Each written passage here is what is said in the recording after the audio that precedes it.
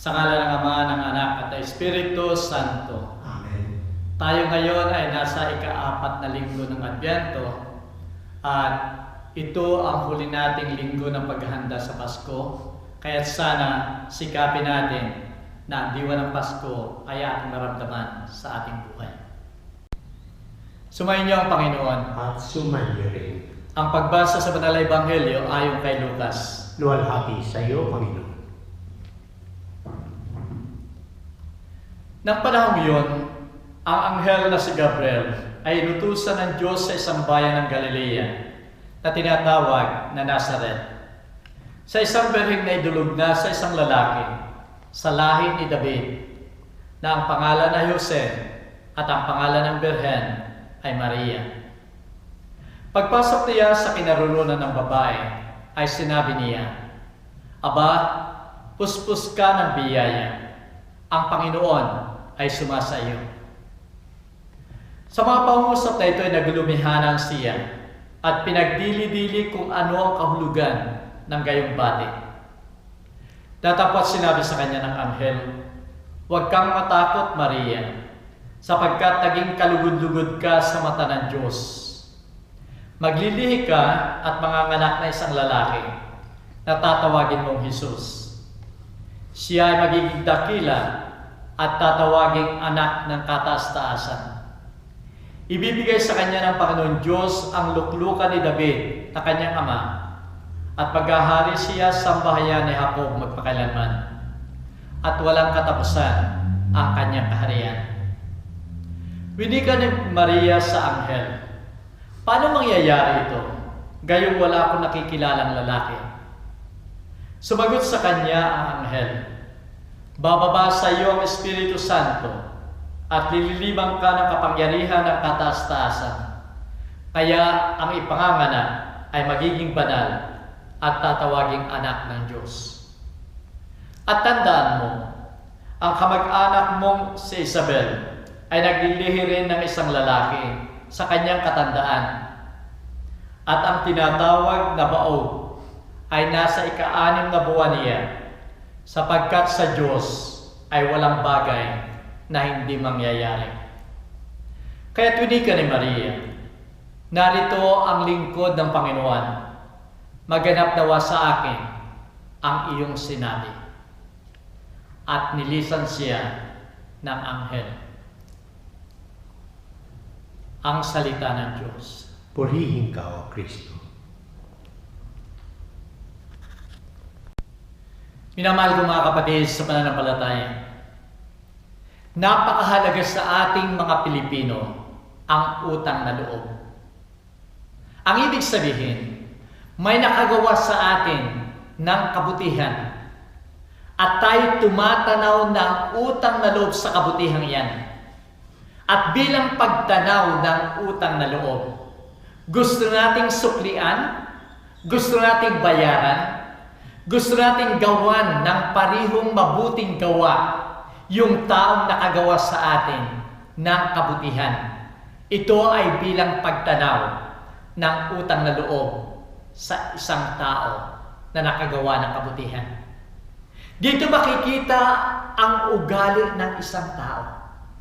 Dito makikita kung tayo ay tunay na mabuting tao sa pagbibigay ng kabayaran o pagtanaw ng utang na loob sa isang tao. Yun nga lamang na ito'y napakaganda, yun nga lamang kung minsan ay nagiging masama, sapagkat yung mga tao na nakagawa kung minsan ng kabutihan sa kanyang kapwa, ang hinihinging pagtanaw ng loob ay kasamaan o kalabisan, kaya't ito ay nagiging masama sa bandang huli, at ito ay kahit sa mata ng Diyos at sa mata ng tao. Minamahal ko mga kapatid, sa banal na Ebanghelyo ngayon ay napakalaking bagay ang ibinigay sa atin ng ating mahal na ina, si Santa Maria, upang tayo rin ay tumanaw ng utang na loob sa Kanya. Ang sagot niya sa banal na Ebanghelyo ngayon, "Ako ang lingkod ng Panginoon. Maganap nawa sa akin ang iyong sinabi. Ito'y napakalaking bagay para sa ating kaligtasan. Kung maalala natin, sa Old Testament, ang mga tao ay nagkaroon ng mga kasalanan. Pinili ng Diyos ang isang bayan. At sa bayang ito ay binigyan niya ng mga kasunduan. Ito ay yung covenant na sinasabi ng ating Panginoon, ako'y magbibigay ng kautusan sa inyo. Subalit kapalit nito, kayo ay sasamba sa akin. Kayo ay susunod sa akin. Subalit ang lahat ng pangailangan ninyo ay ibibigay ko ang lahat ng bagay. Kahit ipagtatanggol ko kayo sa inyong mga kaaway, bibigyan ko kayo ng kasaganaan kung kayo magiging tapat sa akin. Subalit nalaman din natin na ang bayang ito ay pamulit-muling nagkasala sa ating Panginoon.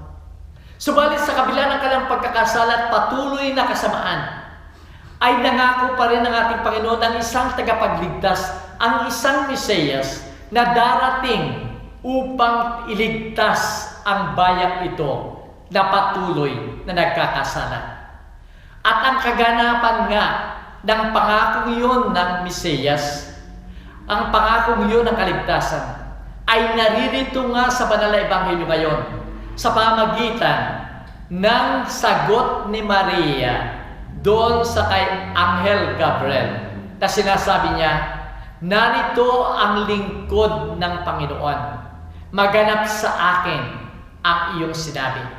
Dito nagsimula ang buhay ng tagapagligtas na yon na darating at dumating sa atin upang iligtas tayo, ang kanyang bayan, tayo ngayon sa ating mga kasalanan. Minamahal ko mga kapatid, napakalaking privilege kay Maria na siya ang pinili na ina ng Diyos. Ano ba yung katangian ni Maria na siyang naging dahilan ng pagpili sa kanya ng ating Ama?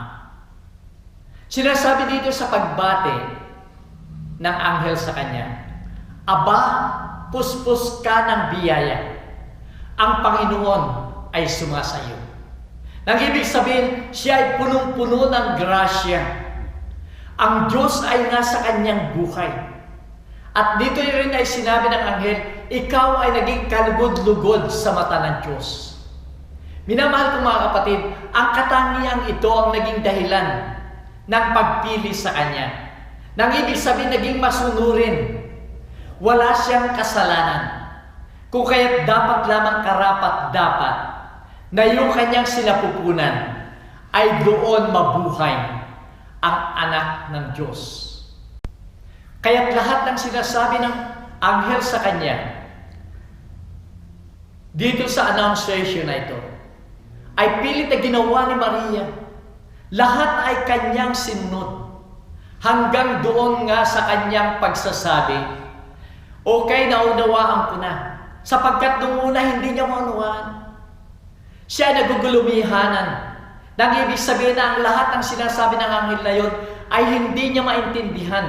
Sapagkat wala yun sa kanyang pagkatao, wala yun sa kanyang paligid, wala sa kanyang buhay ang sinasabi, ang inu-offer ng anghel sa kanya. Subalit tinanggap niya ang lahat ng yon bilang pagtitiwala, bilang pagsamba sa ating Panginoon. Yung pagsampalatayang yon na ibinigay niya ang kanyang buhay. Siya ay nagpakababa at tinanggap niya yung kautusan na yun ng ating Panginoon. Yung plano na yun ng ating Panginoon para sa Kanya. Bilang pagsunod, tinanggap niya ang lahat. At dito nga nasabi niya, narito ang lingkod ng Panginoon. Maganap sa akin ang lahat ng iyong sinabi. Nang ibig sabihin, sa buong pananampalataya, tinatanggap ko ang plano ng Diyos. Minamahal ko mga kapatid, bukas ay Pasko na at patuloy tayo naghahanda pagdating sa araw na yan. Sana gamitin pa rin natin ang araw na ito para magkaroon tayo ng reflection dito sa privilege ni Mary, ni Maria, na maging ina ng Diyos, na ang privilege na ito ay inu-offer din sa atin. Inu-offer sa atin ni Maria, na sinasabi niya, ang Panginoon ay suma sa iyo. Na dapat ang Panginoon ay suma sa atin sa Paskong ito. Yun nga lamang, dapat magkaroon tayo ng katangian katulad ng katangian ni Maria. Napakaliwanag ng kanyang gawain sa pagliligtas ng ating Panginoon. Doon sa isang himala ng ating Panginoon, doon sa kasalang yon, nang ang ating Panginoon ay gumawa ng unang kahimala niya. Yun ay nangyari sa pagsabi ni Maria doon sa mga taong naroon, gawin ninyo ang lahat ng sasabihin niya. Kung tayo tatanaw ng utang na loob kay Maria, sundin natin yung kautosang yun ni Maria. Hindi lamang yung halimbawa niya na tayo iwas sa kasalanan at maging kalugod-lugod sa mata ng Diyos, kundi yung kanyang sinasabi, gawin ninyo ang lahat ng sabihin sa inyo ng aking anak, ng ating Panginoon. At dito gagawa ng himala ang ating Panginoon sa ating buhay. Minamahal ko mga kapatid, kung magagawa natin ito sa Paskong ito, lalong-lalo na ngayong huling araw ng ating paghahanda, doon tayo magkakaroon ng tunay na biyaya. Yung sinasabi na ang Panginoon ay suma sa iyo. Ang ating Panginoon ay sa atin. Sa araw na ito, sa araw ng Pasko. At dito kung nasa atin na ang ating Panginoon sa ating buhay, dapat makita ito sa atin. At pagkatapos, maibahagi natin ito sa iba. Sa ating pamilya, sa ating community, sa lahat ay maibahagi natin. Sapagkat ito ang tunay na pagliligtas ng ating Panginoon. Kung saan naroon ang tunay na pagmamahalan, ang tunay na pagkakaisa, ang tunay na pagtanggap, ang tunay na pagpapakatawaran ng mga kasalanan, at ganoon din pagpapatawad sa isa't isa na magiging dahilan ng tunay na pagkakaisa. Ito ang tunay na diwa ng Pasko. Ito ang dulot ng Pasko sa ating buhay. Minamahal ko mga kapatid, dito tayo makapagdiriwang ng tunay na Pasko. Mayroon pa rin akong announcement para dito sa Sydney. Ito ay tungkol doon sa mga misa sa araw ng Pasko.